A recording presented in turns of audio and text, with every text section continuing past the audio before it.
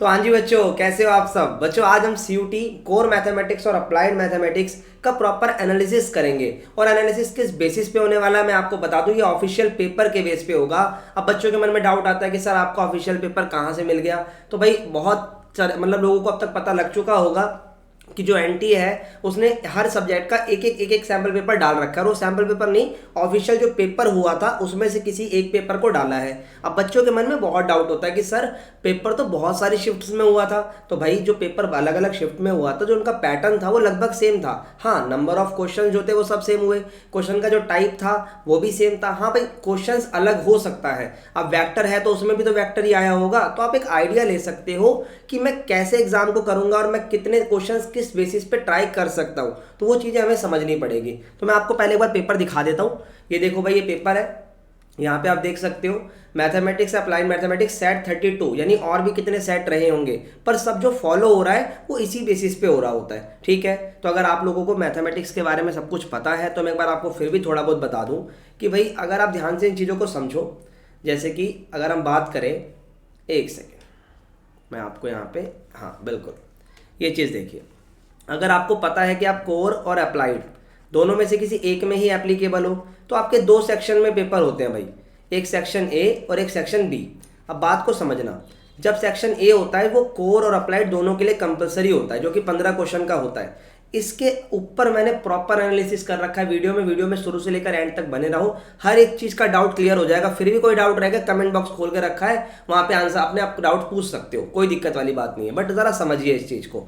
Section A में 15 question है, वो कंपलसरी है। अब बात आती है कि अगर ये कंपलसरी है सर, तो इसमें कोर वालों को फायदा या अप्लाइड वालों का फायदा? किसी का नहीं, नुकसान किसी का नहीं, बेनिफिट सबके लिए है। बट हाँ, कोर वालों के लिए थोड़ा ज़्यादा बेनिफिट हो जाता है। क्यों, मैं आपको समझाता हूँ। भाई इसके अंदर जो चैप्टर्स हैं, हो सकता है कुछ चैप्टर ऐसे हों जो अप्लाइड वालों ने ना पढ़े हों और उनको पढ़ने पड़ रहे हों, कुछ कुछ क्वेश्चंस उसमें होंगे ऐसे। और हाँ, इसमें कोर वालों का क्या फायदा है कि इसमें ट्रिग्नोमेट्री से रिलेटेड जो क्वेश्चन बनते हैं ना, उनको लगभग खत्म कर दिया जाता है। इक्का दुक्का रहता है बट मैक्सिमम में खत्म कर दिया जाता है। पिछले साल भी मैंने एनालिसिस करा था, उसके बारे में भी मैं आपको बता दूंगा। बट अगर आप ये समझो, जो 15 क्वेश्चन कंपलसरी हैं, ये इनका लेवल थोड़ा ईजी रहता है। ठीक है ना, ईजी या मीडियम में आप इसको डाल सकते हो, हार्ड ये कहीं से भी नहीं होता। कोर वालों के लिए बिल्कुल ईजी होता है, अप्लाइड वालों के लिए थोड़ा बहुत मीडियम लेवल जा सकता है। बट अच्छी बात यह है कि ट्रिग्नोमेट्री का पोर्शन यहाँ पर खत्म ही हो जाता है, ये समझ लो। पहली चीज़, इसका सिलेबस जो पिछले साल का था वही अब भी है। ठीक है, सेक्शन बी में आपको कुल मिला के 35 क्वेश्चन मिलते हैं, जिसमें से आपको 25 करने होते हैं, चाहे आप कोर के बच्चे हों चाहे आप अप्लाइड के बच्चे हों। अब यहाँ पर आपको जब 10 क्वेश्चन छोड़ने का ऑप्शन मिल रहा है, तो वो आपको एनालिसिस के बाद यही समझना है कि मैं किस चीज़ में स्ट्रांग हूँ और किस में वीक, जहाँ से मैं अपनी चीज़ों को सही कर सकता हूँ। मान लो अगर मुझे पता है कि भाई मेरे से इंटीग्रेशन का क्वेश्चन नहीं बना इन एनी केस, तो मैं जो 10 क्वेश्चन छोड़ने वाला हूँ उसमें मैं उसे रख दूंगा, हो सकता है वो वेक्टर 3D में हो जाए। तो इस तरीके से हम एनालिसिस करने वाले हैं। ठीक है भाई, तो सबसे पहले सेक्शन ए जो होगा, ध्यान से समझ लीजिएगा। सेक्शन ए जो होने वाला है वो दोनों के लिए कॉमन होगा। सेक्शन ए जो है वो दोनों के लिए कॉमन होगा। मैं पहले कोर की बात करूंगा, फिर मैं अप्लाइड की बात करूंगा, तो बच्चा अपनी सूटेबिलिटी के हिसाब से वीडियो देख सकता है। और हाँ बिल्कुल, वीडियो में एंड तक बने रहना। एक चीज़ और आपके लिए सरप्राइज है, बिल्कुल बहुत बढ़िया। तो आइए देखिए, यहाँ पर अगर आप देखोगे एक्सेल में प्रॉपर मैंने आपके लिए चीज़ें बनाई हैं। यहाँ पे सीयूटी 2022 जो पिछले साल पेपर हुआ उसका एनालिसिस के हिसाब से सेक्शन ए यहाँ लिखा है। ठीक है भाई, अब ये सेक्शन ए दोनों के लिए कॉमन है, इसलिए मैंने यहाँ मेंशन कर दिया। बाकी बात तो वही है कि दोनों की ही बात करेंगे हम इसके अंदर। ठीक है, जैसे कि यहाँ पे अगर हम बात करें कोर मैथमेटिक्स वालों के लिए, याद रखिएगा ये वाला जो पूरा पोर्शन है कोर मैथमेटिक्स का होने वाला है। अब कोर में सेक्शन ए था और सेक्शन बी था, देख सकते हो आप इजीली, सेक्शन ए और सेक्शन बी। अब इसमें मैंने रेड मार्क क्यों लगाया है भाई, सेक्शन ए के जो सिलेबस था ना उसके हिसाब से रिलेशन फंक्शन, इनवर्स ट्रिग्नोमेट्री और वेक्टर 3D, क्योंकि ये वाले चैप्टर्स ना, यही मैं आपको समझाना चाह रहा था कि ये वाले चैप्टर्स होते हैं ना, ये जो चैप्टर्स है relation function, inverse trigonometry, vector, ये अप्लाइड वाले बच्चों ने नहीं पढ़े हुए होते, तो इस वजह से उन्हें हटा दिया। अब ये हटाने से कोर वालों का बेनिफिट हो गया कि क्योंकि इस चैप्टर में थोड़ा लगता है बच्चों को, समय लग जाता है, तो ये हटा दिए गए, ईजी कर दिया गया आपके लिए थोड़ा। अब कुछ बच्चे कहेंगे सर मेरे को तो वही आसान लगता था, भाई वो क्या कर सकते हैं ना। अब यहाँ पे आपके पास सेक्शन ए में जो 15 क्वेश्चन आ रहे हैं, उसमें मैट्रिक्स एंड डिटर्मिनेंट से 3 क्वेश्चन, कॉन्टिन्यूटी एंड डिफरेंशियबिलिटी से 1 क्वेश्चन, एप्लीकेशन ऑफ डेरिवेटिव से 1, इंटीग्रेशन से लगभग 3 क्वेश्चन, और एप्लीकेशन ऑफ इंटीग्रेशन से 1, डिफरेंशिएशन 3, और एलपीपी से 1 क्वेश्चन, और प्रोबेबिलिटी से 2 क्वेश्चन। तो इस तरीके से आपका 15 क्वेश्चनों का बंडल बन जाता है जो कंपलसरी होता है, ये बात याद रखना। अब वही वाली बात आती है ना कि सर ये तो आप ये बता रहे हो इस पेपर के हिसाब से, क्या ज़रूरी है कि यही रहने वाला है? भाई देखो, 3 क्वेश्चन अगर लिखे हैं तो 3 से 2 हो जाएंगे या 4 हो जाएंगे, रहेंगे तो इसी के अराउंड, बहुत ज़्यादा चेंज नहीं आएगा। जो अगले साल, जो इस साल पेपर होने वाला है ना 2022 के बाद अब 23 में, उसका लगभग पैटर्न इसी के अराउंड या इसी के इर्द गिर्द रहेगा। मतलब अगर ये समझ लो पिछले साल से 100 थी तो इस बार 80% इसके अराउंड रहने ही वाली है। कोई ज़्यादा इधर उधर चीज़ें नहीं होने वाली। पेपर में डिस्क्रिप्शन में डलवा दूंगा, उसकी कोई दिक्कत है नहीं। बाकी आप टेलीग्राम भी ज्वाइन कर सकते हो, वहाँ पे भी आपको चीज़ें मिल जाती हैं हमारे यहाँ, इंपॉर्टेंट नोटिफिकेशन वगैरह सब कुछ। आइए अब वापस पेपर पे आ जाते हैं। अब बात आती है सेक्शन ए के 15 क्वेश्चन तो मुझे समझ में आ गए। अब सेक्शन बी को ज़रा समझना। सेक्शन बी के अंदर ना मैट्रिक्स एंड डिटर्मिनेंट के सिर्फ 2 क्वेश्चन है, अगर आप ध्यान से देखो। अब ये सिर्फ 2 क्वेश्चन होने की क्या वजह है? भाई सिर्फ 2 क्वेश्चन इसलिए हैं क्योंकि सेक्शन ए में 3 क्वेश्चन पूछे जा चुके हैं, ये बात है, इसको समझते चलिएगा। अच्छा, अब relation and function inverse trigonometry नहीं पूछी गई थी ए में, तो यहाँ इसके 2 क्वेश्चन पूछ गए क्योंकि इनकी वेटेज भी कम ही होती है। अब देखो continuity and differentiability section A में कम पूछी थी, तो यहाँ पे 4 क्वेश्चन पूछ लिए। तो इस तरीके से पेपर वाला आपकी चीज़ों को चेंज कर सकता है। वो यहाँ अगर क्वेश्चन बढ़ाएगा सेक्शन ए में तो उसके यहाँ कम कर देगा। अब जैसे वेक्टर ये वाला देखो, आप यहाँ पे वेक्टर 3D देखो, सेक्शन ए में बिल्कुल नहीं पूछा गया, यहाँ पे 9 क्वेश्चन पूछ लिए उसके। अब 10 क्वेश्चन जो आपको छोड़ने हैं वो आपको देखना है कि किस हिसाब से आपको छोड़ने हैं, क्योंकि आपको 50 में से सिर्फ 40 करने होते हैं, जिसमें 15 कंपलसरी होते हैं, और आखिरी जो सेकंड वाला आपका सेक्शन बी बनता है 35 में से 25 करने होते हैं। ठीक है भाई, 35 में से 25। अब यहाँ देख सकते हो कॉन्टिन्यूटी डिफरेंशियबिलिटी हो गई, एप्लीकेशन ऑफ डेरिवेटिव से 5 क्वेश्चन है, इंटीग्रेशन से 3 यहाँ भी थे, 3 यहाँ भी हैं, एप्लीकेशन ऑफ इंटीग्रेशन से दोनों में एक आ रखा है, डिफरेंशियल से 3 आपके सेक्शन ए में आए थे और 2 आपके सेक्शन बी में आए थे। और आपको मैं बता दूं डिफरेंशियल इक्वेशन के तो कुछ क्वेश्चन डायरेक्ट भी होते हैं ऑर्डर डिग्री के। हाँ, हमारे चैनल पे जाओगे तो प्लेलिस्ट है, वहाँ पर आप चेक कर सकते हो, बहुत सारी चीज़ें आपको फ्री में अवेलेबल है, कोई ऐसी दिक्कत वाली बात है नहीं। अच्छा, वेक्टर 3D का मैंने आपको बता दिया। एलपीपी में कुल मिला के 3 क्वेश्चन यहाँ बन रहे हैं जो कि ईजी होते हैं। प्रोबेबिलिटी में 2 यहाँ बने, 3 यहाँ बने। अब यहाँ पे 3 के 4 भी हो सकते हैं और 4 से 2 भी हो सकते हैं, लेकिन बात यह है कि अभी जो मैंने आपको एनालिसिस दे रहा हूँ वो इस पेपर के हिसाब से दे रहा हूँ। तो मतलब आपको ओवरऑल कंक्लूजन ये निकालना है कि सर जो चीज़ मैं कर रहा हूँ उसके अराउंड कैसे चलना है। अब जैसे आपको दिख गया कि वेक्टर 3D के और इंटीग्रेशन, बच्चे को ज़्यादातर मेरी तरफ से इसी में 2 डाउट मिलता है कि भाई बच्चा मुझे बताता है कि सर इनमें थोड़ी प्रॉब्लम होती है, मतलब मेजॉरिटी ऑफ बच्चों को हो सकता है, आपको ना होती हो। बट वेक्टर 3D और इंटीग्रेशन में अगर आप देखोगे तो कुल मिला के 9 क्वेश्चन सेक्शन बी में और 3 क्वेश्चन इंटीग्रेशन से, तो 12 आ रहे हैं। अब आपको देखना है कि आप इसमें से कितने अटैम्प्ट करना चाहते हो, कितने लीव करना चाहते हो, क्योंकि वो 10 क्वेश्चन का जो बंडल आपको हटाना है ना, वो आप अपनी सहूलियत के हिसाब से हटाओ। और जो क्वेश्चन जैसे एलपीपी हो गया, उन्हें तो ऐसे कर लो कि डन डना डन कर दो, हो जाना ही चाहिए, करते ही हो जाना चाहिए।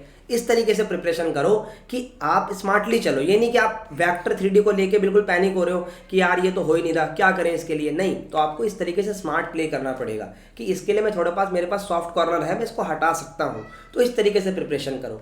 ठीक है भाई, चलिए एक बार और देख लेते हैं इसको। ये आज मिल जाएगा आपको, चाहो तो इसका स्क्रीनशॉट भी ले लो, अपने पास रख लो, ये काफ़ी काम की चीज़ है आपके लिए।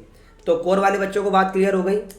ओके भाई, अब बात आती है कि ये जो चीज़ें हैं इनको सिस्टमेटिकली कैसे पढ़ा जा सकता है। तो भाई इसने हमारे कोर्सेज के अंदर, जो बच्चे मेरे पेड वाले बच्चे अगर मेरी ये वीडियो देख रहे हैं, पेड इन द सेंस हमारा एडुकैप्टन का प्रॉपर एक ऐप है जो आपको लिंक मिल जाएगा या आप जाके प्ले स्टोर से डाउनलोड कर सकते हो। वहाँ पे हमारे बिल्कुल कोर्स है, एक अवेंजर बैच भी हमारा लाइव है, मैं आपको बता देता हूँ उसके बारे में भी। भाई अवेंजर बैच हमारा लाइव है, ठीक है। अब इस अवेंजर बैच के अंदर आप लोगों को बहुत सारी अच्छी फैसिलिटीज़ है। सबसे बढ़िया बात पता है क्या है इसकी? Money back guarantee. भाई मनी बैक गारंटी आपको मिलती है, आप कोर्स परचेज करो, आप चीज़ों को देखो, और अगर आपको नहीं पसंद आता भाई मनी आपकी वापस हो जाएगी, कोई ऐसी दिक्कत वाली बात नहीं है। लेकिन मुझे पता है ना, जब आप कोर्स परचेज करोगे, सारी चीज़ों को सिस्टमेटिक तरीके से देखोगे, मॉक टेस्ट, बुक्स वगैरह सब कुछ आपको मिलेगा, तो आप बिल्कुल सेटिस्फाइड हो जाओगे, हाँ भाई चीज़ें समझ में आ रही है और हम ज्वाइन हो चुके हैं। अब बात आती है कि भाई ये बैच कब तक है। तो भाई ये ज़रूरी है कि आज रात 11 बजे के बाद इस बैच की जो है वो एनरोलमेंट बंद हो जाएंगी। सिर्फ रात 11 बजे तक, आज 15 अप्रैल के दिन रात 11 बजे तक ये वीडियो आपकी ये वाला कोर्स जो है आपका लाइव रहेगा। उसके बाद ये लाइव नहीं रहने वाला। ये तो लास्ट चांस है, प्लीज़ इसके अंदर एनरोल करिए। अगर आपको लगता है वर्थ इट है तो आप रखिए, नहीं तो मनी बैक गारंटी आपके लिए है। और रीज़न क्या है कि 11 बजे के बाद हमें क्लोज क्यूब करना पड़ रहा है। भाई हमारे पास होते हैं बुक सेट्स मतलब हमारे फैकल्टीज़ के द्वारा लिखी गई बुक्स। वो बुक्स आपके घर पे डिलीवर होती हैं, ठीक है भाई, उसे आप पढ़ते हो। तो जब वो बुक्स ही खत्म हो जाएंगी तो फिर हम आपको कैसे पढ़ाएंगे ना। तो इस वजह से बुक सेट्स लिमिटेड है, तो इसलिए 11 बजे के बाद ये आपका जो बैच है वो क्लोज हो रहा है। तो जो भी बच्चे चाहें तो एनरोल करिए, ऐप पे आइए और आपको बहुत प्रॉपर, चाहे आप सीयूटी के लिए जा रहे हो, चाहे आईपी मेट के लिए जा रहे हो, चाहे एनपेट के लिए, Christ, Saint Xavier, Mumbai, IP, किसी भी यूनिवर्सिटी के लिए आप जा रहे हो, आपके पास बिल्कुल एक बेस्ट ऑप्शन है। और हमारे रिजल्ट हमारे चैनल पर आप जाइए, प्लेलिस्ट पड़ी हुई है। अगर कोई बच्चा नहीं भी अफोर्ड कर सकता तो फ्री में भी प्लेलिस्ट अवेलेबल है। चाहो तो आप इंग्लिश वर्बल देख सकते हो, क्वांटिटेटिव एप्टीट्यूड, एलआरडीआई, ये सब चीज़ें आपको फ्री में भी अवेलेबल है हमारे हर एक प्रकार के कोर्स के अंदर। बाकी अगर आप पेड पे जुड़ना चाहते हो तो पेड में भी आपके लिए मैंने समझा दिया है कि भाई आपके पास टाइम आप रात के 11 बजे तक है, आप ज्वाइन कर सकते हो। चलिए अब अप्लाइड का एनालिसिस कर लेते हैं भाई। तो अप्लाइड वाले बच्चों, सेक्शन ए आपका सेम ही रहने वाला है। ये देखिए सेक्शन ए आपका सेम ही रहेगा। Matrix determinant, continuity, differentiability, application of derivative, integration, application of integration और डिफरेंशियल इक्वेशन, एलपीपी और प्रोबेबिलिटी, इनसे आपके क्वेश्चन बन सकते हैं। जो आपका सेक्शन एक और वालों के लिए मैंने बात करी, अगर आप इस वीडियो को यहाँ स्किप करके देख रहे हो तो कोई बात नहीं, मैं आपको बता देता हूँ भाई। यहाँ पर आपके 15 क्वेश्चन आएंगे अप्लाइड वाले बच्चों। तो 15 क्वेश्चन में से 3 1 1 इस प्रकार से पैटर्न रहने वाला है। अब हो सकता है ये 3 का 2 या 4 हो जाए, ये 1 का 2 हो जाए, लेकिन इतना ज़्यादा मोल्ड नहीं होगी चीज़ें, बट इसी पैटर्न में आपका एग्जाम आने वाला है, ठीक है। और हाँ, सबसे ज़रूरी चीज़ कि इसका जो पैटर्न है वो ईजी ही रहने वाला है। ये बात आप याद रखिएगा, इसका जो पैटर्न है वो ईजी ही रहेगा। कैसे सर, आप ये कैसे कह सकते हो भाई? देखो, सबसे बड़ी बात है कि ये जो सेक्शन ए है ना, ये बहुत ज़्यादा टफ नहीं बना सकते वो, ये ईजी ही रहेगा, ये बात आप याद रखिएगा, ठीक है ना। अच्छा, और अगले आगे चलते हैं भाई। ये देखिए आपके पास सेक्शन बी आता है, ये बहुत इंपॉर्टेंट सेक्शन है। मैं फिर से बता दूं भाई, ये आपका 35 कुल मिला के जो आपके 35 क्वेश्चंस होते हैं ना, जो आपके 35 क्वेश्चंस होते हैं उसमें से आपको 25 अटैम्प्ट करने हैं। तो अप्लाइड वाले बच्चों आपके लिए तो गोल्डन अपॉर्चुनिटी है। मैं बताता हूँ कैसे। ये देखिए, इसको हटा देते हैं 2 मिनट के लिए। अप्लाइड वाले बच्चों के लिए तो गोल्डन अपॉर्चुनिटी है। कैसे भाई? आपको 35 क्वेश्चन में से जो 25 करने हैं ना, तो आपका एक चैप्टर ऐसा होता है जो कि क्वांटिटेटिव एप्टीट्यूड के अंदर भी आप पढ़ते हो, जनरल टेस्ट के अंदर पढ़ रहे होंगे, तो वहां से भी 7-8 क्वेश्चन बनते हैं। तो आप तो ऐसे हो बिल्कुल, आपके दोनों हाथ घी में है, बस आपको पढ़ लेना है थोड़ा सा। और जो 10 क्वेश्चन आपको छोड़ने हैं ना, वो कोई से भी हो सकते हैं, कोई दिक्कत वाली बात नहीं है। देखो मैं आपको दिखाता हूँ कौन कौन से चैप्टर से कैसे कैसे क्वेश्चन पूछे गए हैं। मैंने बहुत अच्छे से बाइफर्केशन करने की कोशिश करी, आप देख सकते हो। Number, quantification and numerical application, ये चैप्टर आपने पढ़ा होगा। और याद रहे, ये मैंने आपकी बुक के हिसाब से नहीं बनाई है चीज़ें, ये मैंने एनटीए का जो सिलेबस आया था ना अप्लाइड मैथमेटिक्स का, उसके हिसाब से बनाई है। अब आपको पता होगा क्यों, क्योंकि भाई एनटीए के हिसाब से ही चलना पड़ता है हमें। ओके, अब देखो, नंबर, क्वांटिफिकेशन, न्यूमेरिकल एप्लीकेशन और इसमें इनइक्वालिटी भी आती है। इन सब से मिलाकर 8 क्वेश्चन आए हैं, और उसके लिए कहीं अलग से मेहनत करने की जरूरत नहीं है आपको। ये हमारे कोर्स में भी आपको मिलती है, प्लस हमारे द्वारा जो क्वांटिटेटिव एप्टीट्यूड पढ़ाया जाता है, जो संदीप सर पढ़ाते हैं, उसके अंदर भी आपको मिलती है। मतलब बहुत मजे से चीज़ें हो जाती हैं। अब देखो, मैट्रिक्स डिटर्मिनेंट के यहाँ 3 क्वेश्चन है, वहाँ पर भी आए थे, तो दोनों मिला के बन गए यहाँ पे क्वेश्चन। फिर कैलकुलस में मैं आपको बता दूं, यहाँ पे आपका सिर्फ और सिर्फ डेरिवेटिव्स पूछा जाएगा। सेक्शन बी के अंदर अगर मैं कैलकुलस की बात करूं तो सिर्फ और सिर्फ डेरिवेटिव पूछा जाएगा। ठीक है भाई, लिख देता हूं मैं आपके लिए, ये सिर्फ डेरिवेटिव पूछा जाएगा, याद रखना, सिर्फ डेरिवेटिव। इंटीग्रेशन नहीं पूछी जाएगी सेक्शन बी में। हाँ, सेक्शन ए में इंटीग्रेशन पूछी गई थी। अब प्रोबेबिलिटी से आपके 3 क्वेश्चन है। देखो, कैलकुलस से 6 क्वेश्चन है, और 6 क्वेश्चन में भी कुछ क्वेश्चन फिक्स होते हैं, तो उसको प्रिपरेशन अच्छे से करो, पेपर भी आपको मिल जाएगा।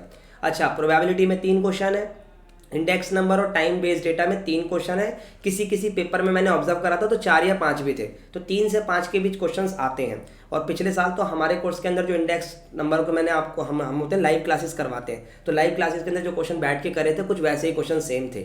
अच्छा भाई, एलपीपी की बात करें तो एक क्वेश्चन टॉपिक भी ईजी है, वो ज़्यादा क्वेश्चन इसमें आते नहीं है, इससे एक क्वेश्चन बनेगा फिर भी।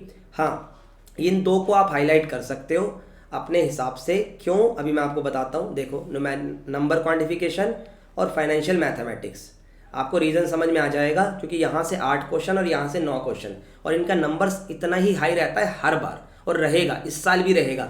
मतलब 8 और 9 17 बेशक बन रहा है, बट 15 से 17 क्वेश्चन के अराउंड आप मान सकते हो जो इन्हीं दोनों टॉपिकों से आने वाले हैं। तो ये हॉट टॉपिक्स में आप लिख लो इसे। और इन्फर्नल स्टैटिस्टिक्स जो थ्योरेटिकली होती है, उसमें दो क्वेश्चन बनने वाले हैं। ठीक है भाई, तो आप ये देख सकते हो कि अगर मैं ये 3 टॉपिक कर लूँ, जिसमें आपका नंबर क्वांटिफिकेशन, कैलकुलस और फाइनेंशियल, तो भी मेरी बात बन जाएगी। तो मैटर ये करता है कि आपकी प्रिपरेशन किस तरीके से जा रही है। अगर किसी को लगता है कि भाई उसकी फाइनेंशियल मैथमेटिक्स थोड़ी सी वीक है, तो वहाँ के क्वेश्चन, वो जो 10 क्वेश्चन आपको छोड़ने के लिए मैं कह रहा हूँ कि भाई आपको पेपर में 10 क्वेश्चनों का जो ऑप्शन मिलेगा कि उसको आप छोड़कर कोई से भी 25 कर लो, तो 25 में आपको ऐसे ही मदद मिलेगी। ठीक है भाई, आई होप आपको एनालिसिस समझ में आया होगा। चाहे आप कोर के बच्चे हो चाहे अप्लाइड के, दोनों के लिए भाई हमारे पास ये कोर्स अवेलेबल है। और ये देखो भाई, हमारा पिछले साल का एनालिसिस जो हमने पेपर से पहले दिया था, मतलब ऐसा था कि कुछ शिफ्ट हो चुकी थी और कुछ शिफ्ट बाकी थी, तो बीच में हमने एनालिसिस करा था काफ़ी सारे बच्चों से पूछकर। ठीक है, तो उस बेसिस पे ये चीज़ें हमने दी थी और उसी के अराउंड पेपर में भी आ रही थी चीज़ें, ये भी आप देख सकते हो। अप्लाइड वालों के लिए भी प्रॉपरली बनाई थी, सेक्शन ए सेक्शन बी, उसी के अराउंड ये चीज़ें बनी थी। ठीक है भाई, और इस साल भी वैसा ही होगा, बस आपकी प्रिपरेशन अच्छे से करनी है। तो भाई जुड़िए हमारे साथ, अवेंजर बैच को ज्वाइन करिए। फिर से रिमाइंड करा रहा हूँ, रात को 11 बजे के बाद ये डेडलाइन खत्म हो जाएगी। ठीक है भाई, चलिए डेडलाइन हो जाएगी, उसके बाद अगर फिर भी आपको कोई क्वेश्चन है, कोई क्वेरी है, तो कमेंट बॉक्स ओपन है आपके लिए, आइए पूछिए, सब कुछ आपको अच्छे से बताया जाएगा। और ठीक है भाई, और अगर वीडियो पसंद आई है तो वीडियो को लाइक करिए, चैनल को सब्सक्राइब करिए और हमारी फ्री प्लेलिस्ट को भी आप देख सकते हो। उसी के बाद आप बैचेज में एनरोल करिए। आप चाहो तो वर्बल की देख सकते हो। ठीक है भाई, वर्बल की आराम से वीडियोस आपको मिल जाएंगी। इंग्लिश की भूपेंद्र सर के द्वारा, संदीप सर के द्वारा क्वांट्स पढ़ाई गई हैं, तो वो सब आप देखकर ही हमारे बैच में आओ, कोई ऐसी दिक्कत नहीं है। और अगर आपको डायरेक्ट बैच में आने का मन है तो यहाँ मनी बैक गारंटी का भी ऑप्शन है। तो ठीक है भाई, आज के लिए इतना ही, मिलते हैं नेक्स्ट वीडियो के अंदर। Bye bye.